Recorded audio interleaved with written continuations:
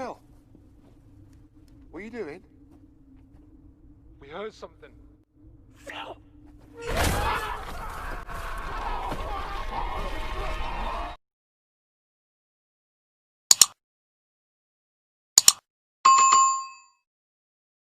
Di awal film ini ditunjukkan ada sekumpulan sahabat yang parubaya yang berencana melakukan liburan bersama. Mereka sedang mendiskusikan tentang kemana mereka akan pergi berlibur. Mereka ingin mengenang masa-masa liburan bersama ketika masih kuliah. Kali ini mereka menginginkan perjalanan yang berbeda dan sedikit menantang. Rob memberikan masukan untuk pergi hiking di utara Swedia karena melihat hal tersebut sangat menantang bagi dirinya dan teman-temannya karena tidak terbiasa dengan pergi berlibur ke alam bebas. Lalu mereka semuanya menyetujuinya. Sambil mengobrol, mereka pulang bersama.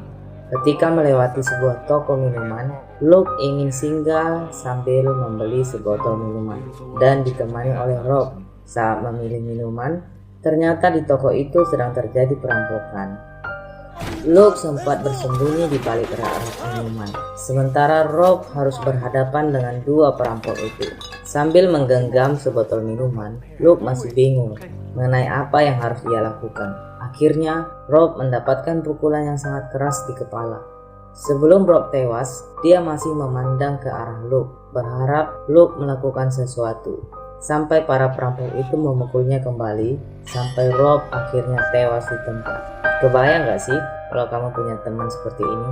Oke, lanjut. Semenjak itu, Luke selalu dihantui perasaan bersalah dan penyesalan yang biasa datang terlambat.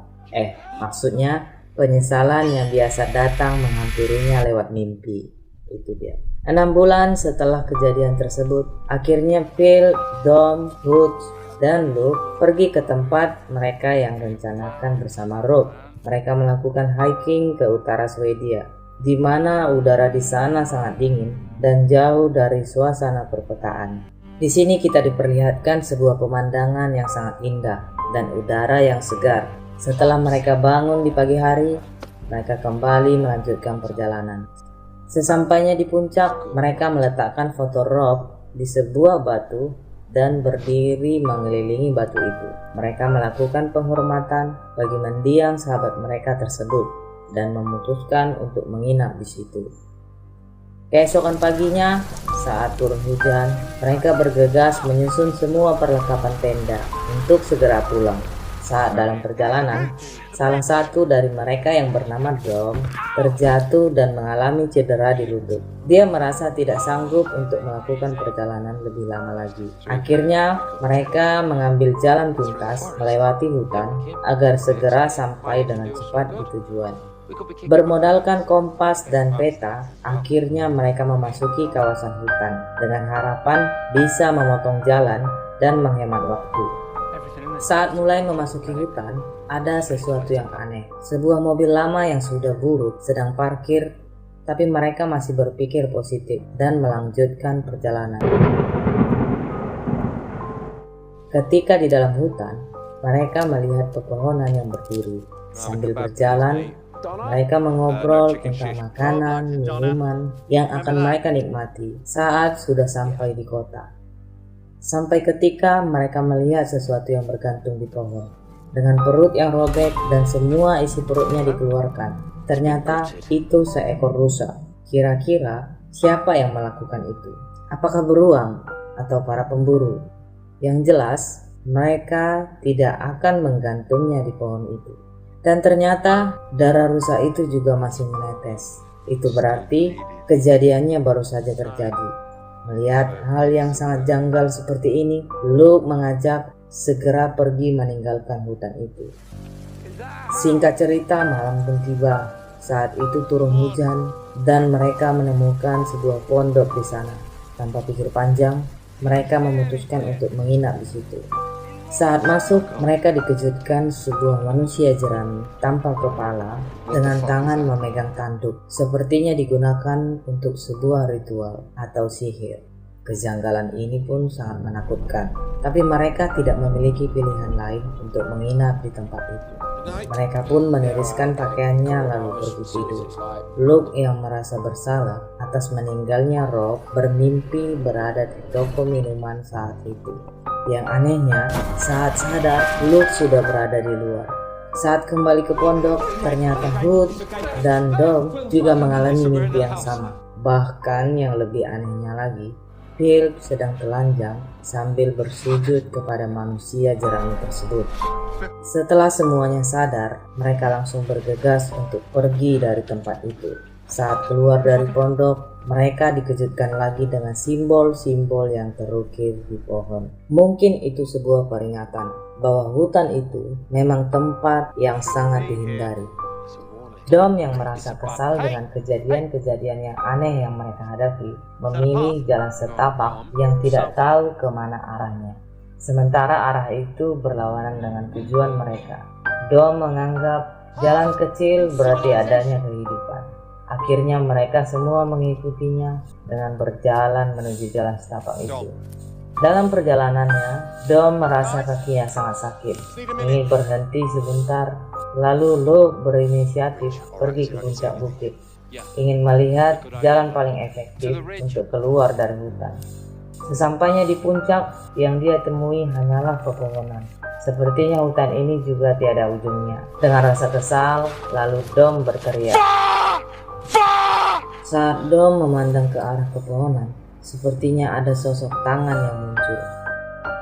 Entah itu apa, tapi sepertinya sesuatu yang menakutkan. Benda itu bergerak ke arahnya, lalu Dom merasa ketakutan, berlari kembali menuju tempat teman-temannya berkumpul.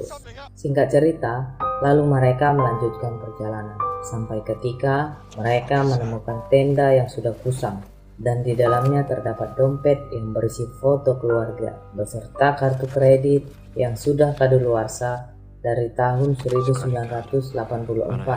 Sepertinya itu adalah pengunjung yang mempunyai mobil yang terparkir tadi. Semenjak mendatangi tempat ini, mereka tak pernah kembali lagi. Dengan pertanda ini, mereka semakin ketakutan. Mereka tidak mau berakhir seperti ini. Singkat cerita, malam pun tiba. Terpaksa mereka harus menginap di hutan itu lagi. Disinilah mimpi buruk mereka akan menjadi kenyataan. Saat semua sudah tertidur, Luke sedang memeriksa isi dalam tasnya. Tiba-tiba dia mendengar sebuah suara dari luar tenda. Dengan rasa penasaran, perlahan-lahan dia membuka tenda itu lalu melihat keluar. Lagi-lagi dia melihat kejadian saat di toko minuman. Mungkin aja hewan aneh itu yang selalu membawanya ke dalam mimpi buruk itu. Ternyata makhluk itu semakin mendekat. Luke semakin takut lalu sembunyi ke dalam tenda. Lalu tiba-tiba salah satu tenda terangkat ke atas dan disusul dengan suara jeritan. Sontak saja Luke terbangun. Ternyata dia sedang bermimpi, akan tetapi mimpinya itu benaran terjadi.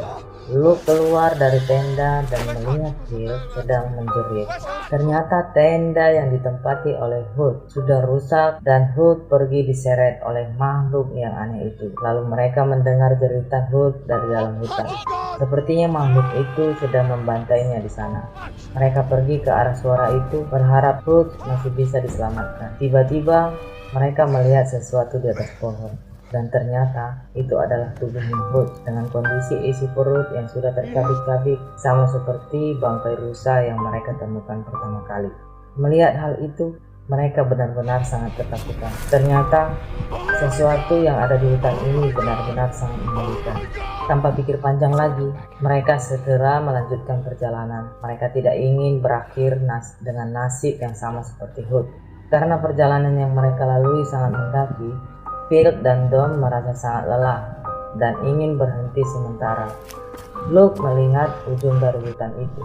Karena sangat penasaran, Luke tetap melanjutkan perjalanan sendiri dan meninggalkan mereka. Dan benar saja, ternyata ujung dari hutan itu sudah dekat. Saat itu, hari pun mulai gelap. Lalu Luke pergi kembali menemui Phil dan Dom. Di dalam hutan, Luke melihat Phil sedang mengenter sesuatu. We heard something. Dan tiba-tiba saja makhluk itu menariknya ke atas. Phil menjerit merasa kesakitan. Lagi-lagi Luke tidak bisa berbuat apa-apa, hanya bisa bersembunyi dari makhluk itu. Saat semuanya terasa aman, dia mengambil senter Phil yang terjatuh sambil memanggil-manggil nama Tom. Ternyata Tom juga sedang bersembunyi dalam semak-semak. Ternyata selama perjalanan, makhluk itu sedang mengincar mereka. Mereka berdua memutuskan untuk pergi berlari. Semakin cepat mereka berlari, semakin cepat makhluk itu mengejar mereka. Sampai di suatu tempat ada api obor yang tersusun rapi. Mereka mengikutinya sampai di sebuah pondok. Ada fitur panjang, mereka langsung masuk ke dalam pondok itu. Di dalam pondok itu ada orang-orang yang sepertinya sedang melakukan sebuah ritual. Dan mereka berdua langsung dibuat pingsan. Saat sadar, ternyata mereka sudah berada dalam sebuah ruangan dengan terikat rantai tangan. Tiba-tiba saja orang-orang itu datang membawa Tom pergi. Lalu seorang perempuan masuk dan berkata kepada Luke, mereka sedang membuat persembahan sebentar lagi dan Tom akan dipersembahkan kepada makhluk itu. Ternyata selama ini orang-orang yang ada di tempat itu sudah menyembah makhluk itu untuk bertahan hidup. Lalu mereka mengembalikan Tom kembali ke ruangan itu. Saat Luke menyapanya, Tom hanya terdiam saja, seakan jiwanya sudah kosong. Saat hari sudah mulai gelap, mereka menyeret Luke ke tempat kayu yang sudah disediakan untuk persembahan. Luke hanya bisa mengintip dari sebuah lubang sambil berusaha membuka tali ikatnya. Saat malam telah tiba, Tom yang merasa dirinya sudah tak berdaya lagi, akhirnya pasrah sambil berteriak. Tiba-tiba dari dalam hutan muncul sesuatu, dan orang-orang itu sujud menyembah.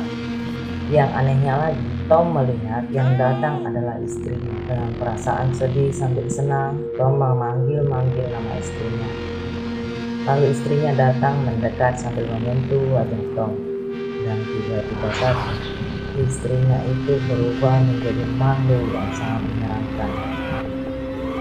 Langsung menarik Tom ke dalam hutan dan menggantungnya di atas pohon. Luke yang masih berada di dalam ruangan itu didatangi kembali perempuan itu. Dia mengatakan bahwa Luke harus menyembah makhluk itu, jika tidak makhluk itu akan menggantungnya di atas pohon seperti korban yang sebelumnya. Lalu Luke bertanya kepada perempuan itu, makhluk apakah itu? Perempuan itu mengatakan bahwa itu adalah dewa yang kami sembah, anak haram dari Loki. Mereka tidak berani menyebutkan namanya karena nyawanya pasti akan terancam. Luke yang sebenarnya begitu pengecut berusaha melepaskan ikatan dan memberanikan diri untuk kabur dari tempat itu. Saat keluar, dia mendengar suara-suara aneh dari atas, lalu berjalan perlahan-lahan mengikuti suara itu. Dia mengambil obor dan masuk ke dalam ruangan itu. Di situ, Luke melihat ada kumpulan mayat yang disusun dengan rapi. Tapi sepertinya mayat itu masih hidup. Lalu Luke membakar semua mayat itu yang mengakibatkan ruangan itu juga ikut terbakar. Karena api yang sudah membakar rumah itu, makhluk aneh itu langsung terpancing keluar dan marah sehingga menghabisi semua rakyat yang tinggal di situ. Saat itu, Luke sangat terkejut setelah melihat langsung makhluk aneh itu. Bentuknya seperti seekor rusa dan ada makhluk kecil yang menempel di kepalanya. Bukannya lari, Luke malah menembak makhluk itu dengan senapan yang dia pegang. Ternyata itu membuat makhluk itu mengejar Luke. Luke berlari begitu kencang dan lagi-lagi makhluk itu membawanya ke dalam mimpi saat berada di pepohonan. Luke tidak menghiraukan itu semua. Dia terus berlari sampai ketika makhluk itu berhasil menangkap Luke, dan ternyata dia ingin agar Luke bersujud dan menyembahnya. Tentu saja Luke tidak mau. Lalu Luke mengambil kapak yang tidak jauh dari tempatnya berdiri, lalu menusuk makhluk itu dan pergi berlari. Luke terus berlari sampai berhasil keluar dari hutan. Ternyata makhluk itu tidak berani mengejarnya sampai keluar dari hutan. Dan Luke berteriak kepada makhluk itu, dan film pun selesai.